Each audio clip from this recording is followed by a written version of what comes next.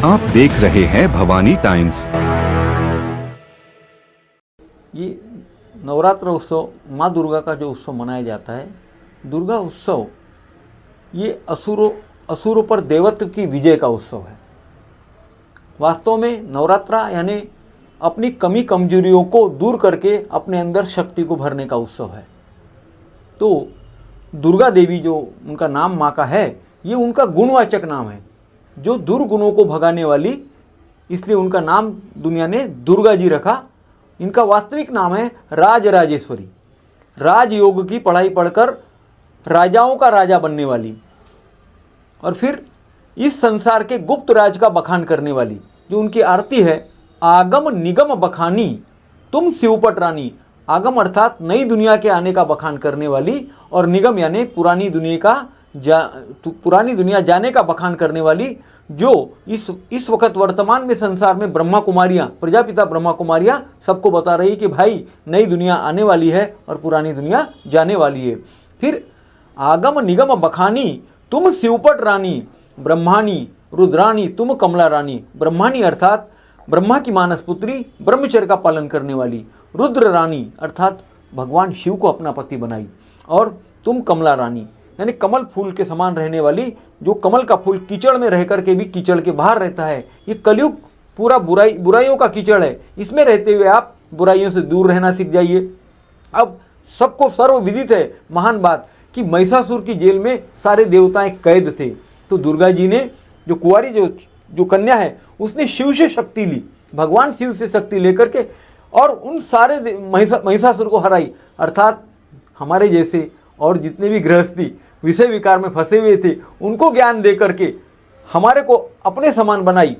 पहले तो ज्ञान भगवान शिव से लेकर के अपनी ज्योत जगाई, जो बड़ी ज्योत का प्रतीक है, इसलिए दुर्गा बिठालते हैं तो बड़ी ज्योत लगाते हैं, जो खुद ने अपनी ज्योत जगाई और फिर बिना शादी के हमारे जैसे बच्चों को ज्ञान दी। और हम भी विषय विकार से निकलकर महिषासुर की जेल से निकल चुके हैं और ब्रह्मचर्य का पालन करते हैं, इसलिए हमको भी अपने समान देवी देवता बनाने का काम की, इसलिए माँ कहलाई। फिर दुर्गा जी शेर के ऊपर बैठी हुई है। और दूसरी बात आपको बता दूं कि हमारा हिंदू धर्म अहिंसा परमो धर्म है, इसलिए देवी किसी राक्षस का वध नहीं कर सकती। राक्षस यानी बुराइयों का वध करना। संसार इस बात की तरफ गौर ही नहीं कर रहा है। वो किसी 5 राक्षसों को नहीं मार रही, 5 विकारों को मार रही है, जिसको डिमांस्ट्रेशन करने के लिए राक्षस दिखाया गया है। फिर माँ दुर्गा शेर के ऊपर बैठी है। शेर के ऊपर कोई सवारी नहीं करता, शेर जंगल का राजा है। ये कलयुग जंगल है, बुराइयों का प्रतीक है। इसका सबसे बड़ा राजा है काम विकार, जिसने आज सारे संसार में सबको अपना गुलाम बना दिया है। मगर माँ दुर्गा ने किसी से शादी नहीं की और किसी की दासी नहीं बनी, उसको हरा के बताई, इसीलिए वो शेर के ऊपर बैठी है। ऊंचा तेरा नाम और ऊंचा तेरा काम। फिर सारे असुरों को हराई उसने, वो उसका प्रतीक है। और फिर दुर्गा जी के 8 हाथ बताए जाते हैं, अष्ट शक्ति धारिणी। तो 8 शक्तियों में पहली शक्ति है सहन शक्ति, जो पेड़ का काम है ठंडी, गर्मी और बरसात तीनों को सहन करने के बाद भी विचलित नहीं होता है। दूसरी शक्ति है समाने की शक्ति।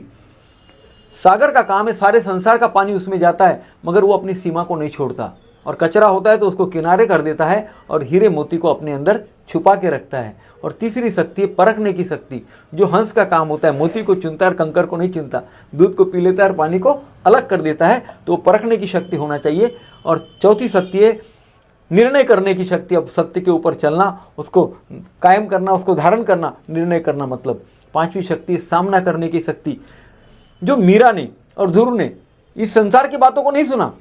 मृत्यु, हानि, लाभ, मान, अपमान, जप, अभयस, निंदा, स्तुति, ये सारी ब्रह्म कुमारियों के साथ घट रहा है। लोग कुछ भी बोले जा रहे हैं, मगर चेक करने की किसी के पास फुर्सत नहीं है। जब इतना महान काम करोगे आप, ये संसार 2 भागों में बटा है, आधा निर्विकारी दुनिया और आधा विकारी दुनिया। सतयुग और त्रेता में विकार से बच्चे नहीं पैदा होते, संकल्प से सृष्टि रची गई है, इसलिए वहाँ सुख ही सुख होता है। 1 सेकंड भी दुख और मौत नहीं होती, कोई बीमार नहीं होता, वहाँ कोई लड़ाई झगड़ा नहीं होता, 2 मत नहीं होते, 1 राज्य, 1 भाषा और 1 कुल होता है और अखंड सुख होता है। और द्वापर से जैसे ही विकारों से दुनिया चलती है, तो वहाँ से दुख की शुरुआत होकर आज पूरा संसार दुखी हो चुका है।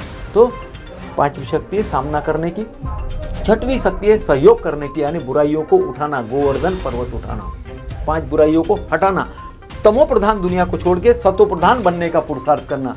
जो कृष्ण के लिए भी आप दही हांडी ऊपर रखते हो, उतने ऊपर हांडी नहीं है, 5 विकारों को हराने की वो हांडी है। छठवीं है कर्म इंद्रियों को सिकोड़ना और फैलाना, जो कछुए का काम है।